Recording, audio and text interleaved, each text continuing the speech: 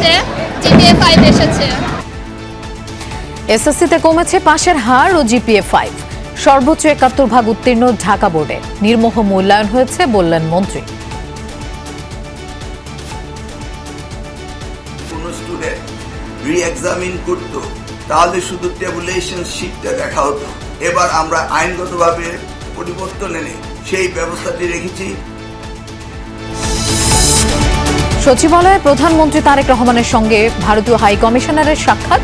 স্বরাষ্ট্রমন্ত্রীর সঙ্গে বৈঠক শেষে বললেন, সুন্দর সম্পর্কের কথা বলেছেন নরেন্দ্র মোদী।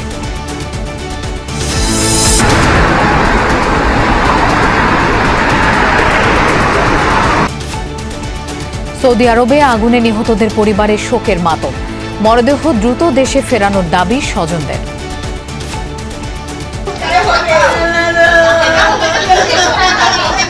আমার বাবা কি দৃশ্য করাই দিয়া গেল রে।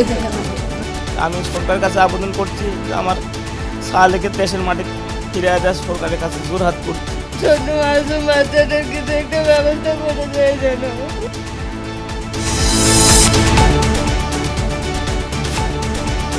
চ্যানেলের বিরুদ্ধে কঠোর ব্যবস্থা নেব। ওকে অফ করে দিছি গতকাল থেকে, আজকেও বলে রাখছি যেগুলো শুনবে না অফ করে দিতে সাথে সাথে। জুলাই আন্দোলনের সংবাদ প্রচার করা টেলিভিশনগুলোর প্রতি ব্যবস্থা নিতে তৎকালীন তথ্য প্রতিমন্ত্রীকে নির্দেশ দেন ওবায়দুল কাদের। ট্রাইব্যুনালে ফোন আলাপ দাখিল। রাষ্ট্রপতি নির্বাচনে কর্নেল অলির জন্য মনোনয়ন নিল 11 দল। অসম প্রতিযোগিতায় বিরোধীদের অংশগ্রহণকে গণতান্ত্রিক চর্চার নতুন সূচনা মনে করেন বিশ্লেষকরা। অনিয়ম অব্যবস্থাপনায় ভঙ্গুর বিশেষায়িত হাসপাতালগুলোর সেবা কার্যক্রম। সিন্ডিকেটের হাতে জিম্মি সাধারণ মানুষ। দালাল ছাড়া মেলে না রোগীর বেড।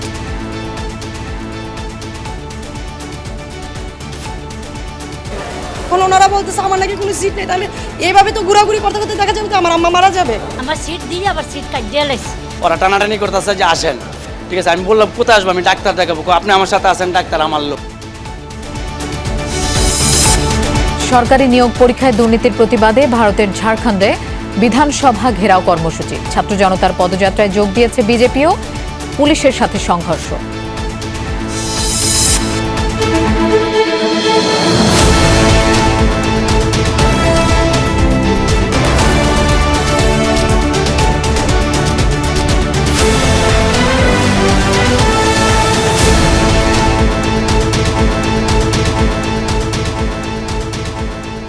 শুভেচ্ছা, আমন্ত্রণ দুপুরে বাংলাদেশের আয়োজনে। আপনাদের সঙ্গে থাকছি আমি মৌসুমী আহমেদ লোপা।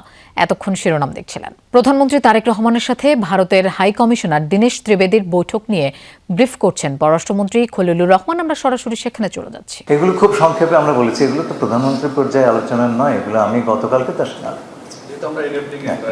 গতকালকে আমার সঙ্গে তার বিষয়ে আলাপ করেছি। মাননীয় মন্ত্রী, এই সবশেষ 5 আগস্টের যে ঘটনা, সেটি নিয়ে আমরা তো বাংলাদেশের পক্ষ থেকে আগেও জানানো হয়েছে, তারপরেও যেটি হলো সেই প্রসঙ্গে আমরা একটা চিঠিতে অসন্তুষ্ট জানিয়েছিলাম। আজকের বৈঠকে এই প্রসঙ্গটি এসেছিল কিনা? কোন প্রসঙ্গটি? 5 আগস্টে শেখ হাসিনা। 5 আগস্টের ব্যাপারে আমাদের যে পজিশন আমরা ক্লিয়ারলি বলে দিয়েছি এবং সেটা গুরুত্বের সঙ্গে অনুধাবন করেছেন ভারতীয় কর্তৃপক্ষ। সেটা আমাকে গতকালকেও তারা জানিয়েছেন, আজকেও তারা প্রধানমন্ত্রীকে সেটা বলেছেন। স্যার, দুঃখ প্রকাশ করেছেন, এই ধরনের কিছু কোনো শব্দ উল্লেখ করেছেন? তারা দুঃখিত 5 আগস্ট কাণ্ডে যেটা ঘটেছে, শেখ হাসিনা যেটা ঘটিয়েছেন, যেটা হয়েছে। দেখুন, এখানে দুঃখ প্রকাশের ব্যাপার নয় তো। আপনার একটা জিনিস ভালো করে বুঝতে হবে কি হয়েছে জিনিসটা। একটা রাষ্ট্রের 3টা স্তম্ভ থাকে: নির্বাহী, আইন প্রণয়ন এবং বিচার বিভাগ, এক্সিকিউটিভ, লেজিসলেটিভ অ্যান্ড জুডিশিয়ারি। দণ্ডপ্রাপ্ত হাসিনা, তার জায়গা হচ্ছে জুডিশিয়ারি। বাংলাদেশের একটা কম্পিটেন্ট কোর্ট তার বিচার করেছে, তাকে দণ্ড দিয়েছে। দণ্ডপ্রাপ্ত ব্যক্তির বিষয়ে কী হয়? তাকে কাস্টডিতে নেওয়া হয় এবং তার যদি কিছু বক্তব্য থাকে, আত্মপক্ষ সমর্থনের কিছু থাকে, সেটা আদালতে বলবে। তো 5 তারিখে হাসিনা যে কাজটি করেছে সেটা হচ্ছে বাংলাদেশের জুডিশিয়ারি, রাষ্ট্রের একটি স্তম্ভতার প্রতি বৃদ্ধাঙ্গুষ্ঠে দেখিয়েছে এবং সেই কাজটি ভারত সরকার করতে দিয়েছে। সুতরাং আমরা এই কথাটা আমি গতকালকে বলেছি যে আমাদের রাষ্ট্রে পুরো কাঠামোর প্রতি আমরা চাই সারা বিশ্বের সকল দেশ শ্রদ্ধাশীল হোক।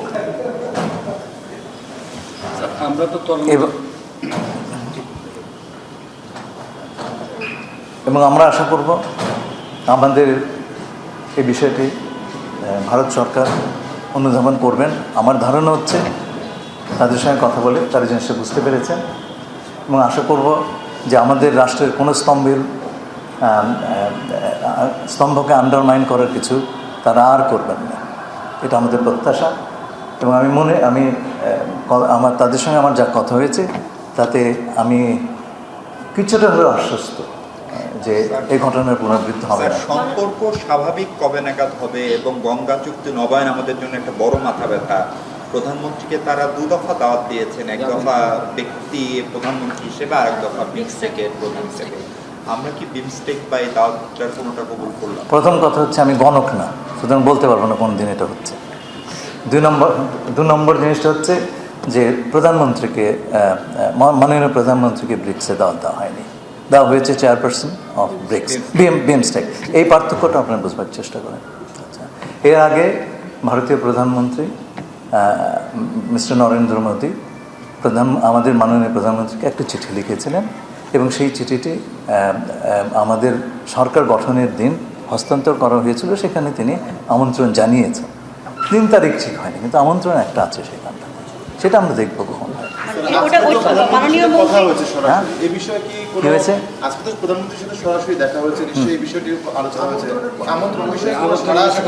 না, আমরা এখনো এই বিষয়ে কোনো সিদ্ধান্ত নিই নাই। আমি পরিষ্কার করি, আমি বলছি যে আপনি বলছেন যে বিমস্টেকের চেয়ারম্যান হিসেবে একটা দাওয়াত আর একটা হচ্ছে দ্বিপক্ষীয় সফরের দাওয়াতও রয়েছে। হ্যাঁ আছে, দুটোই বলবো আছে। হ্যাঁ, প্লেস করেন। এখন এই বিষয়ে আজকে আলোচনা হলো কিনা?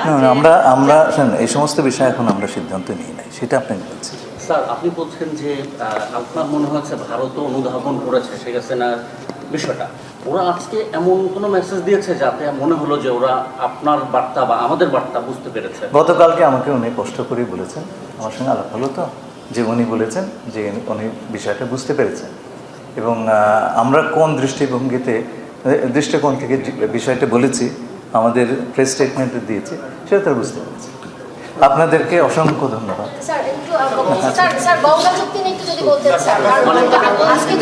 প্রধানমন্ত্রী তারেক রহমানের সাথে বৈঠক করেছেন ঢাকায় নিযুক্ত ভারতের হাই কমিশনার দীনেশ ত্রিবেদী।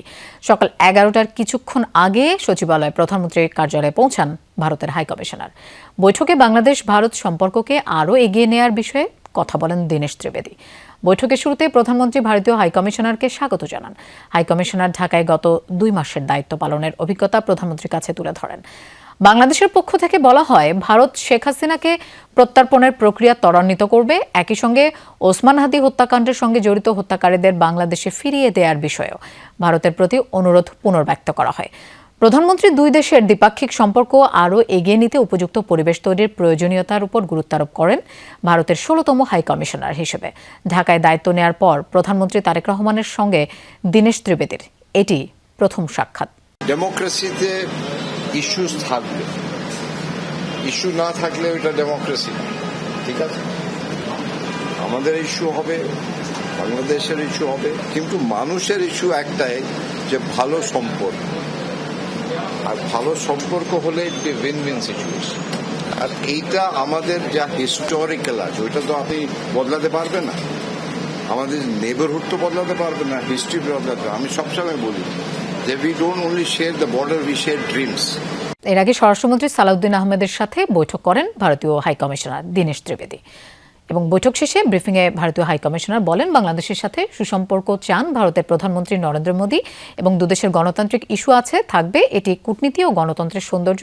আমরা সেই কথাগুলোই এতক্ষণ শুনছিলাম। এসএসসি ও সমমানের 19 বছরে সর্বনিম্ন পাশের হার দেখল বাংলাদেশ। সবশেষ 2007 সালে 60% নিচে ছিল পাশের হার। এবার গড় পাশ করেছে 62.25%। জিপিএ 5 কমে হয়েছে 1,16,676 জন। কেউ পাশ করেনি এমন প্রতিষ্ঠানও 134 থেকে বেড়ে হয়েছে 312। সংশ্লিষ্টরা জানিয়েছেন, প্রধানমন্ত্রী তারেক রহমানের নির্দেশে এসএসসি ও সমমানে নির্বাহ মূল্যায়ন হয়েছে, যার যা প্রাপ্য পেয়েছেন সেই নম্বর। এবারই প্রথম পুনর্মূল্যায়নের সুযোগ পাবেন পরীক্ষার্থীরা। শিক্ষা জীবনের গুরুত্বপূর্ণ এক ধাপ শেষ হলো এই শিক্ষার্থীদের। ফল হাতে পেয়ে তাই উচ্ছ্বাসে মেতেছেন তারা। আলহামদুলিল্লাহ, আল্লাহর রহমতে ভালো করে পরীক্ষা দিয়েছি, আলহামদুলিল্লাহ ভালো ফলাফল পাইছি। অনেক টেনশন হচ্ছিল যে আসলে পাবো কিনা, 5 পাবো কিনা, সবাই এত পরিশ্রম, সবাই এত আশা, আসলে সব যাবে কিনা।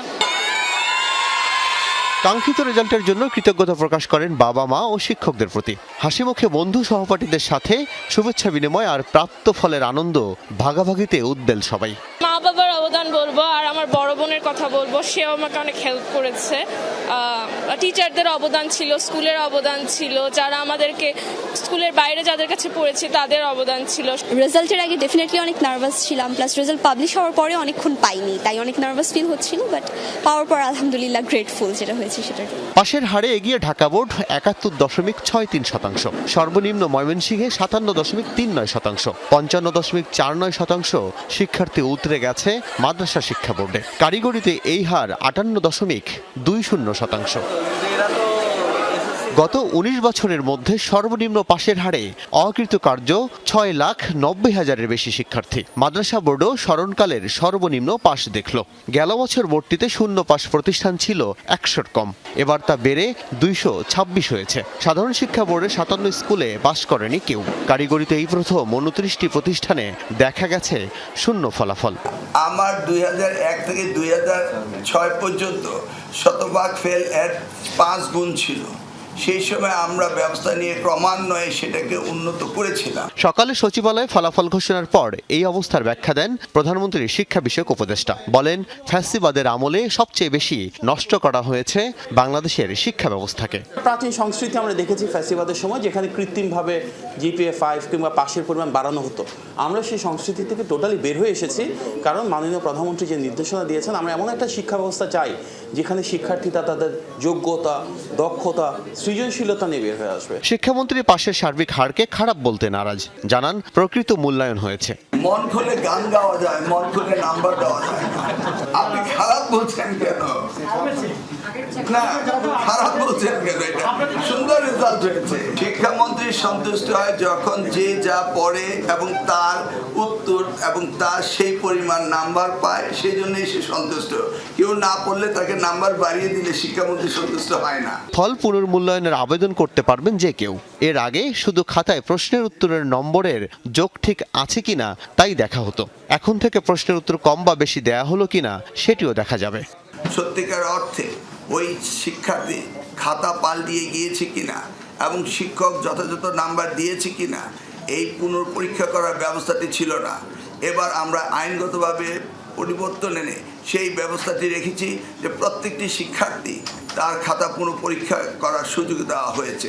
আন্তঃশিক্ষা সমন্বয় বোর্ড জানিয়েছে, পাশ করা শিক্ষার্থীদের জন্য সারা দেশে কলেজ ও সংশ্লিষ্ট প্রতিষ্ঠানে আসন আছে 25 লাখ। সেই হিসাবে 13 লাখেরও বেশি আসন ফাঁকা থাকবে এবার। সেপ্টেম্বরের 15 তারিখ ভর্তি শেষ হওয়ার সাথে সাথে আমরা ক্লাস শুরু করব। আল আমিনা কহন, যমুনা নিউজ, ঢাকা। এসএসসি ও সমমানের পরীক্ষার ফল প্রকাশের পর সারা দেশের স্কুলে ছিল শিক্ষার্থীদের উল্লাস। কাঙ্ক্ষিত ফল পেয়ে উচ্ছ্বাস প্রকাশ করেন শিক্ষার্থী ও অভিভাবকরা। ফল পেয়ে উল্লাসে মেতে ওঠে পরীক্ষার্থীরা। ভালো ফলাফলে উৎফুল্ল শিক্ষক আর অভিভাবকরাও। এই উচ্ছ্বাস এবারের এইচএসসি ও সমমানের পরীক্ষায় পাশ করা শিক্ষার্থীদের। দীর্ঘ অধ্যবসায়ের পর ভালো ফল জানার পর আবেগে আপ্লুত। ঢাকার পর ফলাফলে এবার দ্বিতীয় স্থানে যশোর শিক্ষা বোর্ড। পাশের হার 66.27%। একই সাথে বেড়েছে কোনো শিক্ষার্থী পাশ না করা শিক্ষা প্রতিষ্ঠানের সংখ্যাও। তবে কাঙ্ক্ষিত ফল অর্জন করতে পারা শিক্ষার্থীদের মাঝে দেখা যায় বাঁধভাঙা খুশি। আমার বাবা মার অবদান তো ছিলই, আরও আমার শিক্ষক শিক্ষিকারা ছিল। গত 10 বছরের ফলাফল পেয়ে আজকে সকলের দোয়ায় আল্লাহর রহমতে আজকে অনেক ভালো রেজাল্ট করেছি, যার ফলে আজকে অনেক ভালো লাগছে। সে যেভাবে চেষ্টা করেছে তার চেষ্টা সফলতা আসছে। 65.42% পাশ নিয়ে তৃতীয় স্থানে কুমিল্লা শিক্ষা বোর্ড। ভালো ফলাফলে উৎসব মুখর হয়ে ওঠে বিদ্যালয় প্রাঙ্গণ। শিক্ষার্থীদের উৎসবে অংশ নেয় শিক্ষকরাও। রাজশাহী শিক্ষা বোর্ডে এবার পাশের হার কমলেও বেড়েছে GPA 5 পাওয়া শিক্ষার্থীদের সংখ্যা। ভালো ফলে ছেলেদের তুলনায় এবারও এগিয়ে মেয়েরা।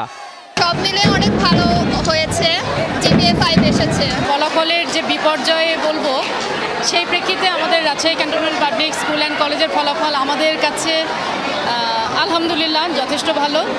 বরিশাল শিক্ষা বোর্ডে পাশের হার বাড়লেও কমেছে জিপিএ 5 পাওয়া শিক্ষার্থীদের সংখ্যা। তবে সুনাম ধরে রেখেছে বরিশাল ক্যাডেট কলেজ। জিপিএ 5 পেয়েছে 52 জনের সবাই।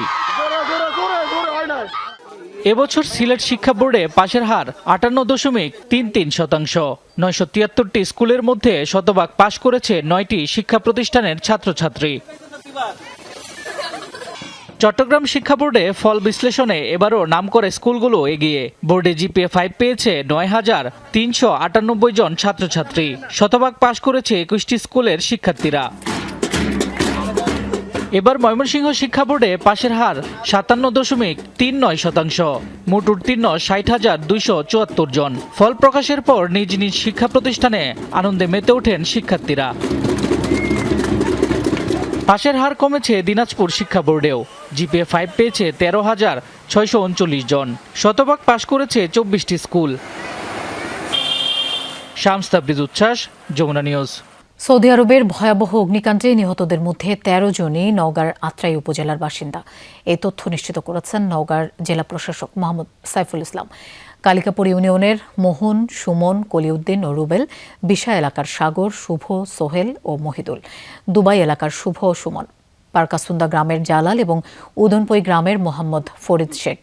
স্থানীয়রা জানান, পরিবারের সচ্ছলতা ফেরাতে তারা সৌদি আরবে পাড়ি জমিয়েছিলেন।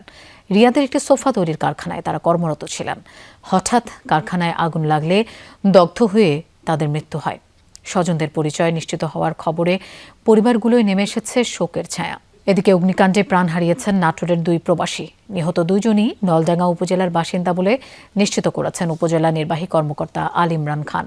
নিহতরা হলেন নলডাঙ্গার খাজুরা শ্রীপুরপাড়া এলাকার সাব্বির হোসেন সোহাগ, দিঘিরপাড় এলাকার শামীম হোসেন।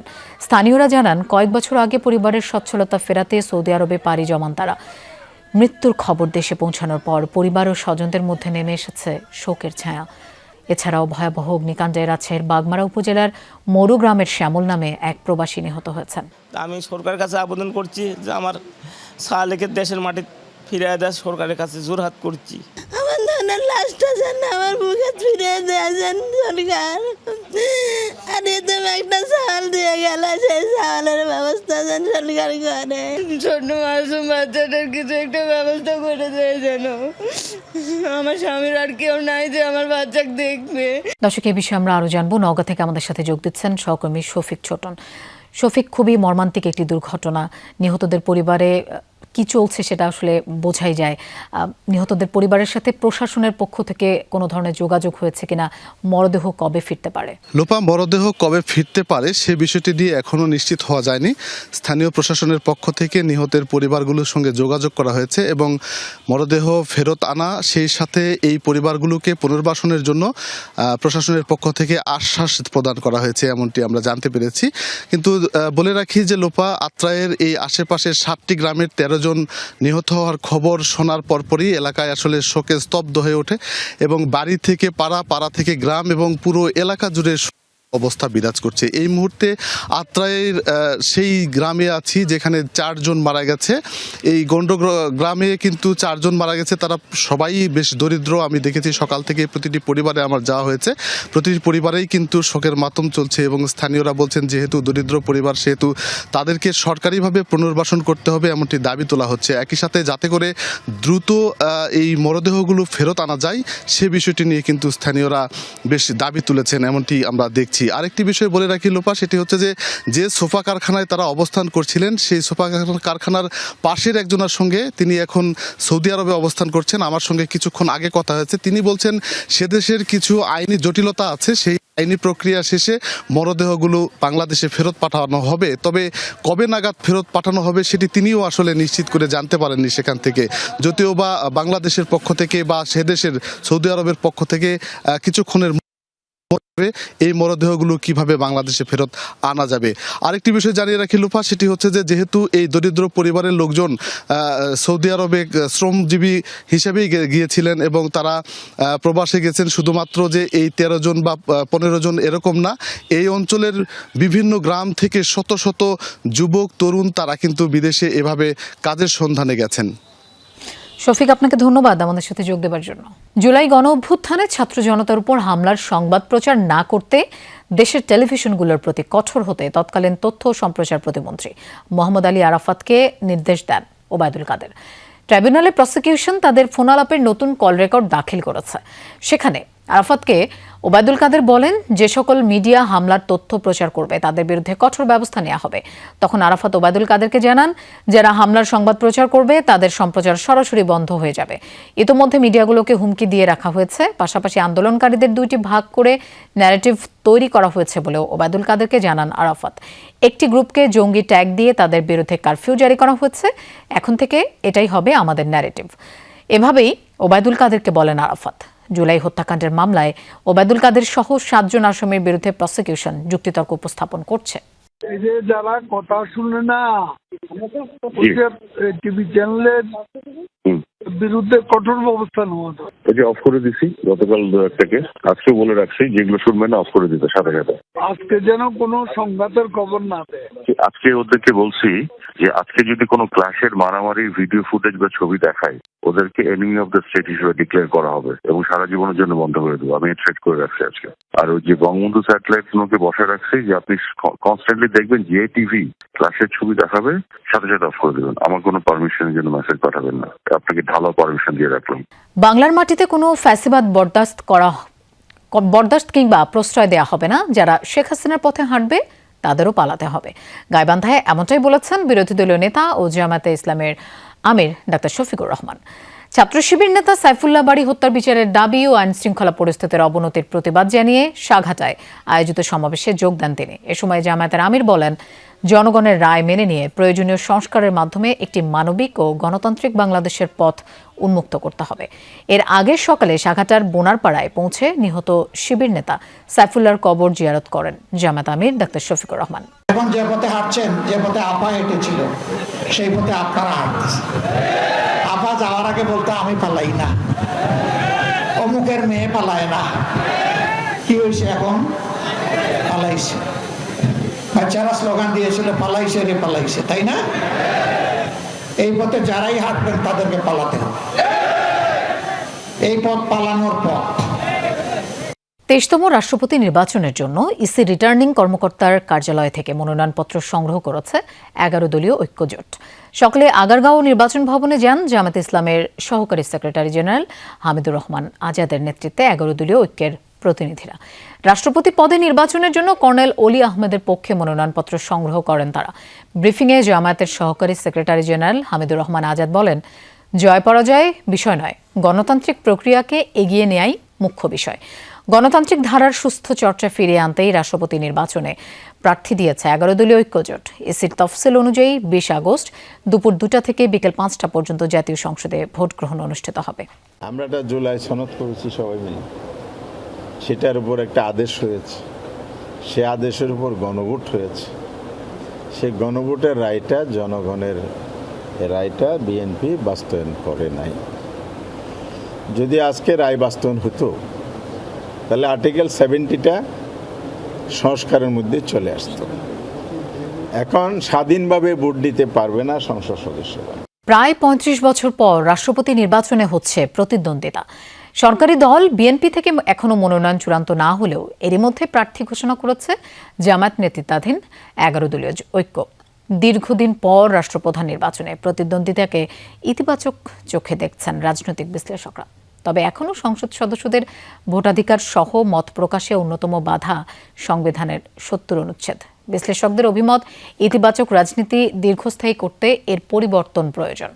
রিয়াজ রাহানের রিপোর্ট। রাষ্ট্রপতি শাসিত সরকার থেকে মন্ত্রিপরিষদ শাসিত সরকারের যাত্রা প্রায় 35 বছর আগে পঞ্চম জাতীয় সংসদ নির্বাচনের মাধ্যমে। বাংলাদেশে সংসদীয় রাজনীতিতে উত্তরণের সে যাত্রায় প্রথমবারের মতো সরকার গঠন করে বাংলাদেশের জাতীয়তাবাদী দল বিএনপি। পঞ্চম সংসদে রাষ্ট্রপতির নির্বাচনে সরকার দলীয় প্রার্থী আব্দুর রহমান বিশ্বাসের বিপরীতে সাবেক প্রধান বিচারপতি বদরুল হায়দার চৌধুরীকে প্রার্থী ঘোষণা করেছিল তৎকালীন বিরোধী দল আওয়ামী লীগ।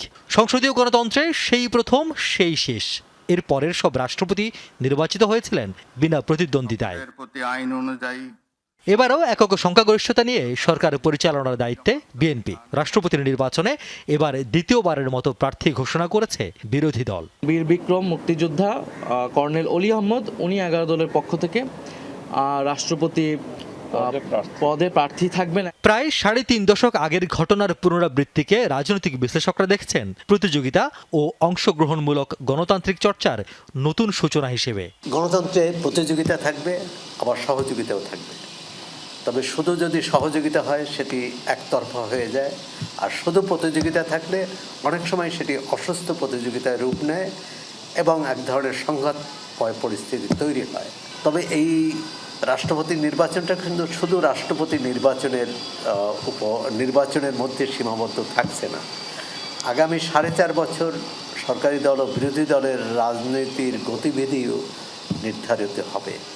প্রাতিষ্ঠানিকভাবে গণতন্ত্র, রাষ্ট্রীয়ভাবে গণতন্ত্র, সমাজের মধ্যে যে গণতন্ত্র যে আসলে একটা চর্চার বিষয়, এটা কিন্তু পারসেপশনের একটা বিষয়, বোধের বিষয়, কিন্তু এই চর্চাটাই কিন্তু স্থগিত অবস্থায় ছিল বাংলাদেশে। সুতরাং সেটা যে দলগুলো করে, যদিও দল জানে যে এটা নিশ্চিত পরাজয় হবে, কিন্তু স্টিল তারা যে প্রথম ধাপ হিসাবে প্রার্থী দেওয়া এবং ভোটাভুটির মধ্যে অংশগ্রহণ করা, সেইটা আমার কাছে মনে হয় যে বাংলাদেশের যে রাজনৈতিক দলগুলো, সেই দলগুলোর জন্য ভালো, দেশের গণতান্ত্রিক প্রাতিষ্ঠানিক উন্নয়নের জন্য ভালো। কিন্তু বড় প্রশ্নটা থেকে যায় রাষ্ট্রপতির নির্বাচন পদ্ধতিকে ঘিরে। সংবিধানের 48 অনুচ্ছেদ মতে নির্বাচিত সংসদ সদস্যগণের ভোটেই নির্বাচিত হবেন রাষ্ট্রপতি। আবার 70 অনুচ্ছেদ অনুযায়ী দল থেকে নির্বাচিত কোনো সংসদ সদস্য দলের বিরুদ্ধে ভোট দেওয়ার কোনো সুযোগ নেই। তাই এজন্য অনেকটা ফিরেও না ফেরার আক্ষেপ বলছেন বিশ্লেষকরা। আমরা যদি অতীত ইতিহাস বাংলাদেশের সংসদে দেখি, তাহলে খুব কম সংসদ সদস্যই মানে তার মত প্রকাশ করেছে বা দলের বিরুদ্ধে অবস্থান নিয়েছে বা দলের বিরুদ্ধে ভোট দিয়েছে। সেটা আসলে দীর্ঘমেয়াদে একটা রাষ্ট্রে বা সমাজে গণতন্ত্র প্রতিষ্ঠার জন্য আসলে সহায়ক নয়, এটা একটা অন্তরায়ী। আমি মনে করি যেটা গণতান্ত্রিক না, কারণ একটি নির্দিষ্ট আসনের জনগণ তাকে নির্বাচিত করেছে, তিনি তার বিবেক, বুদ্ধি, নীতি, আদর্শ অনুযায়ী তিনি সিদ্ধান্ত নেবেন। তা দল কোনো চাপিয়ে দিতে পারে না যে তিনি এই সিদ্ধান্ত নেবেন বা এই সিদ্ধান্ত নেবেন না। সুতরাং 70 অনুচ্ছেদ নিয়ে সমালোচনা আছে এবং যৌক্তিক সমালোচনা আছে। বিরোধী দল প্রার্থী দেয় ঘোষিত তফসিল অনুযায়ী চলতি মাসের 20 তারিখে অনুষ্ঠিত হবে দেশের 23তম রাষ্ট্রপতি নির্বাচন। রিয়াজ রায়হান, যমুনা নিউজ, ঢাকা। দর্শক, রাজধানীর চীন মৈত্রী সম্মেলন কেন্দ্রে এসডিজি বাস্তবায়ন বিষয়ক 3য় জাতীয় সম্মেলনে এই মুহূর্তে বক্তব্য রাখছেন প্রধানমন্ত্রী তারেক রহমান। আমরা সরাসরি চলে যাচ্ছি সেখানে। এভাবে চলতি মেয়াদের মধ্যেই পর্যায়ক্রমে সম্ভাব্য প্রতিটি নাগরিককে সামাজিক সুরক্ষা বলয় এবং অর্থনৈতিক সহায়তা কাঠামোর আওতায় আনার পরিকল্পনা এবং বাস্তবায়নের সুচিন্তিত পথনকশা সরকারের রয়েছে। সম্মানিত উপস্থিতিবৃন্দ, এসডিজি ভিলেজ কার্যক্রমের অংশ হিসাবে আমরা এখনো তাদের সাথে কানেক্টেড আছি। বাংলাদেশের 3টি জেলার 3টি উপজেলায়, যেমন রাঙামাটি কাপ্তাই উপজেলার মিতিঙ্গাছড়ি, খুলনার দাকপ উপজেলার পানখালী এবং দিনাজপুরের বহচাগঞ্জ উপজেলার নাফনগর, এই 3টি গ্রামকে এসডিজি স্থায়ীকরণের একটি পাইলট মডেল হিসেবে প্রাথমিকভাবে বাছাই করা হয়েছে। এই গ্রামগুলোতে ফ্যামিলি কার্ড, হেলথ কার্ড, কৃষক কার্ড, ক্ষুদ্র ও মাঝারি উদ্যোগের ঋণ, স্কুল ড্রেস, মাদ্রাসা ভিত্তিক শিক্ষা, নবায়নযোগ্য জ্বালানি, গ্রাম পর্যটন, ব্লু এমপ্লয়মেন্ট, ওয়ান প্রোডাক্ট, বৃক্ষরোপণ, খাল খনন এবং ইকোট্যুরিজম সহ বিভিন্ন কর্মসূচি একযোগে পরীক্ষামূলকভাবে বাস্তবায়ন করা হবে এবং এর প্রভাব পর্যবেক্ষণও করা হবে। এই উদ্যোগের সাফল্যের ভিত্তিতে ভবিষ্যতে সারা দেশের অন্যান্য গ্রামেও এই মডেল সম্প্রসারিত করার পরিকল্পনা রয়েছে সরকারের। আমি আশা করি এসডিজি ভিলেজ বর্তমান সরকারের নির্বাচনী অঙ্গীকারকে একটি আন্তর্জাতিকভাবে স্বীকৃত ডেভেলপমেন্ট মডেল হিসেবে বিশ্বের সামনে তুলে ধরার একটি দৃষ্টান্তমূলক প্ল্যাটফর্ম হিসেবে গড়ে উঠবে। সম্মানিত উপস্থিতিবৃন্দ, কোনো একক মন্ত্রণালয় বা বিভাগের মাধ্যমে এসডিজি বাস্তবায়ন সম্ভব নয়। এর সফল বাস্তবায়নের জন্য প্রয়োজন সরকার, বেসরকারি খাত, উন্নয়ন সহযোগী, এনজিও, সুশীল সমাজ, গণমাধ্যম এবং প্রতিটি নাগরিকের সম্মিলিত সহযোগিতা। আমি আশা করি 3 দিনের এই সম্মেলনে প্রতিটি সমন্বয়কারী মন্ত্রণালয় ও বিভাগ তাদের অভীষ্ট ভিত্তিক অগ্রগতি, চ্যালেঞ্জ ও ভবিষ্যৎ করণীয় নিয়ে আলোচনার মাধ্যমে বাস্তবসম্মত এবং সময় উপযোগী কর্মপরিকল্পনা ও পদক্ষেপ গ্রহণ করবেন। আগামী দিনের কর্মপরিকল্পনায় কয়েকটি মৌলিক বিষয়ে সরকারের দৃষ্টিভঙ্গি স্পষ্ট। একটি গণতান্ত্রিক রাষ্ট্র যেখানে থাকবে অবাধ নির্বাচন, আইনি শাসন এবং প্রাতিষ্ঠানিক জবাবদিহিতা।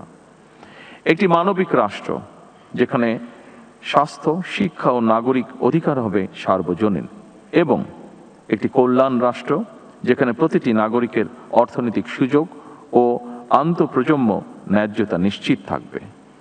সম্মানিত সকল উপস্থিতিবৃন্দ, সবশেষে আমি প্রধানমন্ত্রীর কার্যালয়ের এসডিজি বিষয়ক মুখ্য সমন্বয়ক এবং গভর্নেন্স ইনোভেশন ইউনিট এবং বাংলাদেশ পরিকল্পনা কমিশনের সাধারণ অর্থনীতি বিভাগকে এমন একটি জনগুরুত্বপূর্ণ সম্মেলন আয়োজনের জন্য আন্তরিকভাবে ধন্যবাদ জানাই।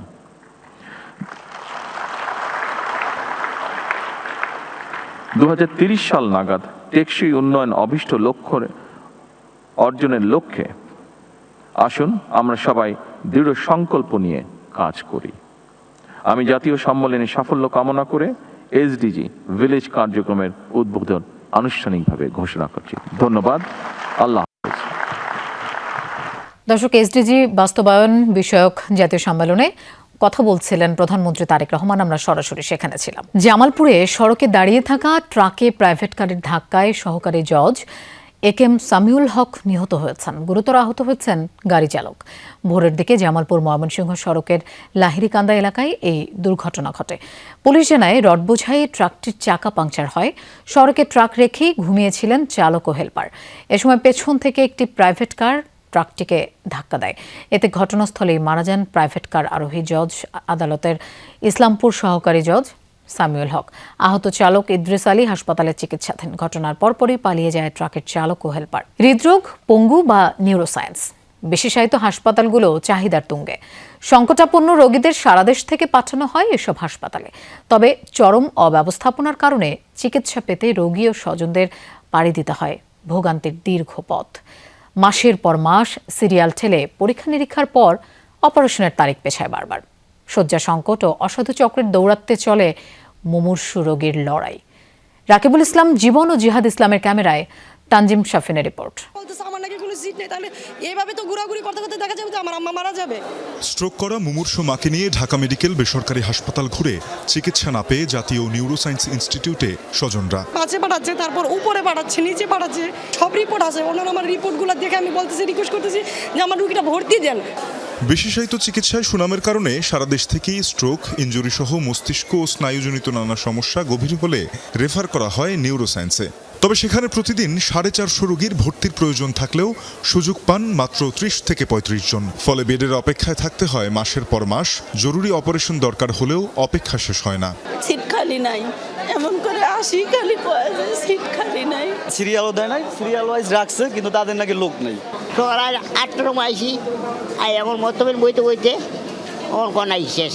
ডাক্তার দেখাতে পারেন না, আজকে রইব না। ময়মনসিংহ থেকে আমরা নিয়ে আসছি, এফআর করে দিয়েছে, মানে ভর্তি এনে করে চিকিৎসা করার জন্য, কিন্তু বেড বেগরে আমরা চিকিৎসা নিতে পারতেছি না। ডাক্তার দেখাইছি, নো বেড লেখা দিছে, কিন্তু একটা যে পেশেন্টের ওষুধ লেখা দরকার কিছু লেখা নাই। ওষুধ কোম্পানির লোকের জন্য ভিতরে ঢুকতে পারতেছে না, এখন বলতেছে পরে। লেভেলে কোনো লোক থাকে তাদেরকে আপনারা বললে ধরলে তারা অবশ্যই একটা ভর্তির সিট নিয়ে দিতে পারে।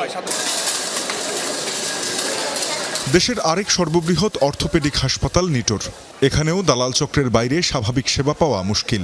রোগীদের অভিযোগ, প্রয়োজনীয়তা নয়, হাসপাতালের তৃতীয় ও চতুর্থ শ্রেণীর কর্মী সিন্ডিকেট ঠিক করে কে পাবে বেড, কার জায়গা হবে ফ্লোরে। এই যেমন অপারেশনের পর পোস্ট অপারেটিভ বেড বরাদ্দ হলেও ফয়সালের জায়গা হয়েছে হাসপাতালের মেঝেতে। আমার সিট দিয়ে আবার সিট কাট দিয়ে লাইছে, অপারেশনের সময় লগে লগ সিট ভর্তি করে দিছি, আমারে দেয় নাই। আমি আইসি হপ্তে নিচেই থাই স্যার বলতেছে যে টাকা লাগবে, আমরা 330 টাকা করে বলে, এইভাবে বলে। হাসপাতালের সিট তো ফ্রি, কে বলেছে? মানে ওই যে পটবাইরা। রোগী ও স্বজনের অভিযোগ, সংকটের এই সুযোগ নেয় হাসপাতালের কর্মচারীদের এক সিন্ডিকেট। টাকা দিলে তারা সহজেই ব্যবস্থা করে দেন বেড, এমনকি অপারেশনের তারিখ। এই দুইটা আজকে সকাল থেকে পাকা, ওইটা কালকে থেকেই পাকা। এই ওয়ার্ডে এমন 3টি বেড ফাঁকা পড়ে থাকলেও আমরা নিচেই দেখেছি অপারেশনের পর রোগীর জায়গা হয়েছে ফ্লোরে, যেখানে থেকে যায় ইনফেকশনের উচ্চ ঝুঁকি। পাশাপাশি ডাক্তারদের নিয়মিত ভিজিট থেকেও বঞ্চিত হচ্ছেন রোগীরা। ড্রেসিং করলেই টাকা চাই, 500, কেউ 200, কেউ 300, গরিব মানুষ যারাই 600। সকাল 10টার কথা বলছে, আমি দুপুর 2টা পর্যন্ত বসায় রাখছি। আমি রোগী ওই অবস্থায় আমার দাঁড় করায় রাখছি। ওরা ওই লোকেরা ধরছি পর আমার বলছে যে আপনারা 4-5টা ইঞ্জেকশন আমি নিয়ে দেবো। আমার তো 4-5টা ইঞ্জেকশনের দরকার নাই, 100 লোক না পাইলে আমি দিয়ে কি করবো? আমি কি রোগীর চিকিৎসা করাই দিছি না? দুপুরে ডাক্তার এসে আমাকে জানিয়েছে আপনার সিরিয়াল চেঞ্জ হয়ে গেছে, আবার শনিবারে। 19 দিন ধরে আমরা টানা দেওয়া, কিন্তু অপারেশন হচ্ছে না। না না অপারেশন ডেট কাল ভাত চাইতেছে। শনিবারে কইছে আজকে করবো, আজকে করছে, আবার সামনে শনিবারে করবো, 3 ডেট দিয়ে লাইছে। যদিও 2 হাসপাতালের কর্তৃপক্ষের দাবি, বেড সংকট মেটানো গেলে ভোগান্তি কমবে রোগীর। 400 থেকে 450 রোগী প্রতিদিন ভর্তির যোগ্য রোগী এখানে থাকে সব সময়। আমরা প্রতিদিন হয়তো সর্বোচ্চ 25 বা 30 জন রোগীকে আমরা ভর্তি দিতে পারি। 20 কোটি জনগণের এই দেশে আপনার এরকম 10টা যদি নিউরোসায়েন্স হসপিটাল করা হয় তাহলে কিন্তু রোগীর লোড কমবে না। সুতরাং দরকার আপনার এক্সিস্টিং যে হসপিটালগুলো আছে সেখানেই কিন্তু আপনার এই নিউরোলজিক্যাল সার্ভিসটা ইমপ্রুভ করা এবং রেফারেল সিস্টেম করা। পাশেই জাতীয় হৃদরোগ ইনস্টিটিউট যেন অসাধু চক্রের বড় আখড়া। ক্যামেরা দেখেই পালানোর চেষ্টা একজনের। এরা করে কি ঢোকার আগে কাগজটা দেখলেই দালাল 4-5টা ধইরা ওই রাস্তার ওপার লই যায়। ওরা টানাটানি করতেছে যে আসেন, ঠিক আছে। আমি বললাম কোথায় আসবো, আমি ডাক্তার দেখাবো। আপনি আমার সাথে আসেন, ডাক্তার আমার লোক। নিয়ম বহির্ভূত টাকা দিয়ে সিট পাবার পরও রোগীর মুক্তি নেই অব্যবস্থাপনা থেকে। ব্যবহারের উপায় নেই বরাদ্দ ক্যাবিনেট, ছাড়পোকার কামড়ে তটস্থ রোগীরা। খাবার রাখি মানে তেলাপোকা ওঠে, ছাড়পোকা, বাথরুমের মুড়ি দিয়ে ছাড়পোকা, তেলাপোকা, সিটকেনি নাই, সব জায়গায় ছাড়পোকা উঠে গেছে। এখন এগুলা বাসায় নিয়ে যা পরিষ্কার করে তারপরে ঘরে নিব। টাকা না দিলে কোনো সিটে উঠতে দিবে না। আবার আগে নিচে বেডে নেওয়ার পরে টাকা দেয়, না দিলে ফাইলও দিচ্ছে না। কোন চাই তোকে যারা পেটে দায়িত্ব আছে, ওয়ার্ড মাস্টার পরিচয় বললে তো এখন আমাদের রোগী আছে, আমাদের ভুক্তভোগী হইতে হইব। এসব নিয়ে ছবি তুলতে গেলে বাধা দিতে আসেন একজন ওয়ার্ড মাস্টার। দেখান তো আমার জন্য এতজন নিয়ে আসছেন? না না, এগুলো এতজন নিয়ে আসছেন? এখানে যে দালাল আসে, প্রত্যেকদিন দালাল আসে, আপনারা দালালদের জন্য কি ব্যবস্থা নিয়েছেন? আমার ক্যামেরায় দালালদের অনেক ছবি আছে। আমি দালাল তারা করছি, আপনারা কি করছেন? দালালদের ব্যাপারে আমাদের এখানে তো দালাল আছে। হাসপাতালটির উপপরিচালক জানান, কর্মবিরতি, ধর্মঘটের ভয়ে অসাধু কর্মচারীদের বিরুদ্ধে ব্যবস্থা নেওয়া দায়। চুক্তিভিত্তিক নিয়োগেও রয়েছে তৃতীয় পক্ষের স্বার্থ। ধরেন আমার ওই হাসপাতালে যারা ক্লিনার আছে, এই ক্লিনাররা যদি বলে যে আমরা আজকে একটা শিফট বন্ধ করে থাকবো, আসবো না, এক শিফটে কাজ করবো না, একে সবাই, তাহলে ওয়ার্ডে ঢোকা যাবে। ঠিকাদার নিয়োগ করি, সে হচ্ছে জনবল সাপ্লাই দেয়। তো এই যে থার্ড পার্টি যে একজন দিল মধ্যবর্তী একটা মিডিয়া, এই মধ্যবর্তী মিডিয়া তো এর তো খারাপ ইম্প্যাক্ট আছে। দেখা যাচ্ছে সে তার কিছু ব্যক্তি স্বার্থ আছে। রাজধানী সহ দেশের প্রায় সব হাসপাতালের চেহারাই একই রকম। সিন্ডিকেটের জাল ছিঁড়ে সেবা আদায় করা রোগীর জন্য আরেক লড়াইয়ের নাম। তানজিম শাফিন, যমুনা নিউজ, ঢাকা। 1971 সালে মানবতা বিরোধী অপরাধের মামলায় মৃত্যুদণ্ড থেকে খালাস চেয়ে আপিল করেছেন জামায়াতের তৎকালীন নেতা আবুল কালাম আজাদ। তার আপিল গ্রহণযোগ্য হবে কিনা এ বিষয়ে 17 আগস্ট শুনানি হবে আপিল বিভাগে। আপিলের কপি প্রসিকিউশন পায়নি জানিয়ে আপিল বিভাগে সময়ের আবেদন করেন চিফ প্রসিকিউটর আমিনুল ইসলাম। পরে আবেদন মঞ্জুর করে 17 আগস্ট নির্ধারণ করেছে বিচারপতির নেতৃত্বাধীন আপিল বিভাগ। 5 আগস্ট রাজনৈতিক পট পরিবর্তনের পর আত্মসমর্পণের শর্তে তার সাজা স্থগিত করেন নির্বাহী বিভাগ। পরে চলতি বছরের 21 জানুয়ারি আন্তর্জাতিক অপরাধ ট্রাইব্যুনালে আত্মসমর্পণ করেন আবুল কালাম আজাদ। 71-এর যুদ্ধাপরাধী অপরাধে প্রথম মৃত্যুদণ্ডপ্রাপ্ত আসামি আবুল কালাম আজাদ। বাংলাদেশ সরকার ওনার রায় স্থগিত করেছে 1 বছরের জন্য। রায় স্থগিত থাকা অবস্থায় ওই স্থগিত রায়ের বিরুদ্ধে আপিল করা যাবে কিনা, নাম্বার 1। নাম্বার 2 হচ্ছে আন্তর্জাতিক অপরাধ ট্রাইব্যুনাল 21-3-এ 30 দিনের পরে ওই আপিলটা আর দায়ের করার আইনগত সুযোগ নেই। এত বছর পরে এসে এই আপিলটা মেনটেনেবল হবে কিনা আশা করি এই 2 পয়েন্টটা আমরা আগে হিয়ারিং করব। বিক্ষোভে উত্তাল ভারতের ঝাড়খণ্ড। সরকারি নিয়োগ পরীক্ষায় দুর্নীতির প্রতিবাদে চলছে বিধানসভা ঘেরাও কর্মসূচি। ছাত্র জনতার পদযাত্রায় যোগ দিয়েছে ককরোচ জনতা পার্টির প্রতিনিধি এবং বিজেপি নেতারাও। বিশৃঙ্খলা ঠেকাতে তৎপর নিরাপত্তা বাহিনী। এর মধ্যে ছাত্র পুলিশ সংঘর্ষে ছড়িয়েছে উত্তেজনা।